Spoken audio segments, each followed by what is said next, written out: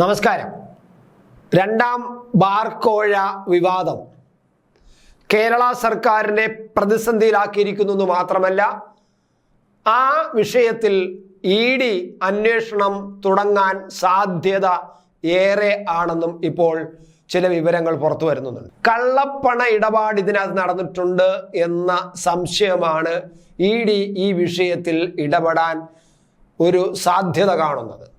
എന്തായാലും ആദായ നികുതി വകുപ്പ് ഇ.ഡിക്ക് മുന്നോടിയായി ആദായ നികുതി വകുപ്പ് ഈ വിഷയത്തിൽ അന്വേഷണം ആരംഭിച്ചു കഴിഞ്ഞു.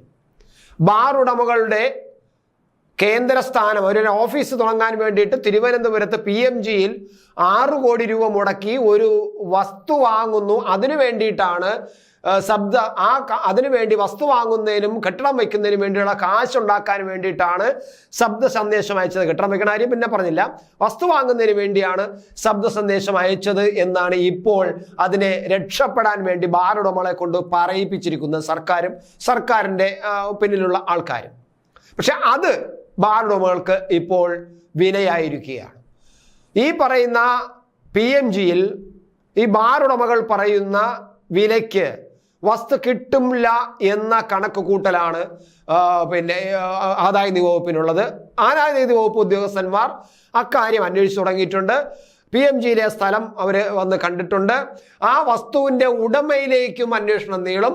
ഉടമയെ നിരീക്ഷിക്കുന്നുണ്ട്. ഉടമ എങ്ങനെയാണ് ഇതിൻ്റെ ഈ വസ്തു കൊടുക്കാൻ പ്ലാൻ ഇട്ടിരിക്കുന്നത്, എന്തൊക്കെയാണെന്നുള്ളതിനെ കുറിച്ചും അദ്ദേഹം എത്ര രൂപയാണ് ഇതിന് കാറ്റ് വാങ്ങിക്കുന്നതെന്നും അല്ലാതെ കള്ളപ്പണം ഇതിൻ്റെ പിന്നിൽ ഉണ്ടോ എന്നതും ആദായ നികുതി വകുപ്പ് അന്വേഷിക്കുന്നുണ്ട്. എന്തായാലും ഈ ബാർ വിവാദം, അതായത് ഈ ബാർ ഉടമകളുടെ അസോസിയേഷന്റെ ഇടുക്കി ജില്ലാ പ്രസിഡന്റായ അനിമോന്റെ ശബ്ദ സന്ദേശം പുറത്തു വന്നത് സംസ്ഥാന സർക്കാരിനെ ആടി ഉലയ്ക്കുന്നതോടൊപ്പം ബാർ ഉടമകളുടെയും അവരുടെ സംഘടനയും ആടി ഉലയ്ക്കുന്നു എന്നതാണ് സത്യം.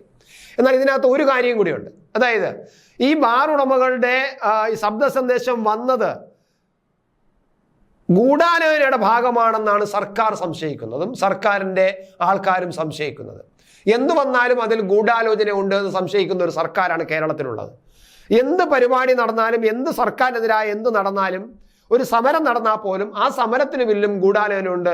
ഒരു സർക്കാർ പദ്ധതിക്കെതിരെയോ അല്ലെങ്കിൽ സർക്കാരിൻ്റെ നടപടികൾക്കെതിരെയോ സർക്കാരിൻ്റെ വേറെ എന്തെങ്കിലും ദുഷ്പ്രവർത്തനങ്ങൾക്കെതിരെയോ ഒരു പ്രതിഷേധ ജാഥ നടത്തുകയാണെങ്കിൽ അതിൽ പോലും ഗൂഢാലോചന കാണുകയും ആ ഗൂഢാലോചനയുടെ പേരിൽ കേസെടുക്കുകയും ചെയ്യുന്ന ഒരു സർക്കാരിന് കേരളം. കാരണം എല്ലാത്തിനെയും സംശയമാണ്, എല്ലാം മനഃപൂർവ്വം ഉണ്ടാക്കുന്നതാണ് എന്നതാണ് ഇവരുടെ സംശയം. അതുകൊണ്ടാണ് ഇപ്പോൾ ഈ ശബ്ദ സന്ദേശം പുറത്തു വന്നതിൽ പോലും ഗൂഢാലോചന ഉണ്ട് എന്ന് സർക്കാർ സംശയിക്കുന്നു.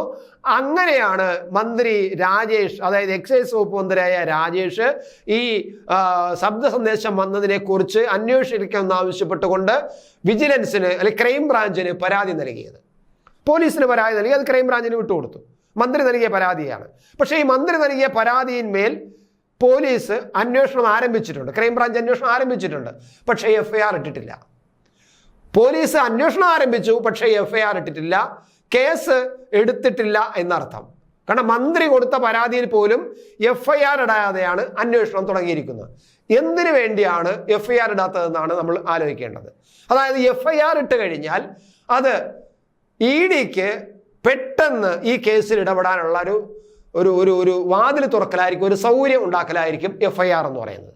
അത് പോലീസിന് അറിയാമെന്നുള്ളത് കൊണ്ട് മന്ത്രി നൽകിയ പരാതിയിന്മേൽ അന്വേഷണം നടക്കുന്നു. അന്വേഷണം നടക്കുന്നത് എങ്ങനെയാണ്?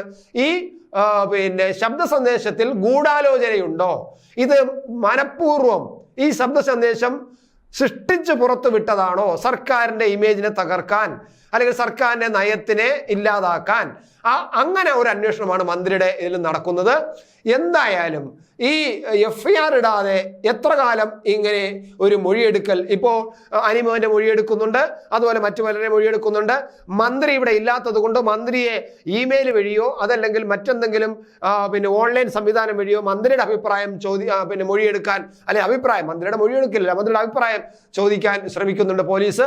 അങ്ങനെ FIR ഇടാതെ തന്ത്രപരമായിട്ട് പോലീസ് ഇതിൽ ഇടപെടുന്നു. അത് ED വരാതിരിക്കുകയാണ്. പക്ഷേ ആദായ നികുതി വകുപ്പ് കൃത്യമായിട്ടും ഈ വിഷയങ്ങളിൽ ഈ വസ്തു വാങ്ങുന്നതിന് പിന്നിലുള്ള കള്ളപ്പണ ഇടപാടും കൃത്യമായിട്ടും അന്വേഷിക്കുന്നുണ്ട്. അതിൻ്റെ അടിസ്ഥാനത്തിൽ അത് കള്ളപ്പണ ഇടപാട് ഉണ്ടെന്ന് ആദായ നികുതി വകുപ്പ് കണ്ടെത്തി കഴിഞ്ഞാൽ ആദായ നികുതി വകുപ്പ് അത് ED-ക്ക് കൈമാറും. ED കൈമാറിക്കഴിഞ്ഞാൽ ED-ക്ക് ഈ കേസിൽ ഇടപെടാം. അങ്ങനെ ഇടപെടാതിരിക്കാൻ വേണ്ടിയാണ് പോലീസ് FIR ഇടാതെ, മന്ത്രിയുടെ പരാതിയിന്മേൽ FIR ഇടാതെ അന്വേഷണം നടത്തുന്നത്. ആ അന്വേഷണം ഒരുപാട് കാലം അങ്ങനെ FIR ഇടാൻ മുന്നോട്ട് കൊണ്ടുപോകാൻ കഴിയില്ല. അങ്ങനെ വരുമ്പോൾ ED-ക്ക് ഇതിനകത്ത് ഇടപെടും. എന്തായാലും ഞാൻ നേരത്തെ പറഞ്ഞതുപോലെ ഈ സന്ദേശം സർക്കാരിന് കുരുക്കാകുന്നു, അതുപോലെ തന്നെ ബാറുടമകൾക്കും വിനയാകുന്നു.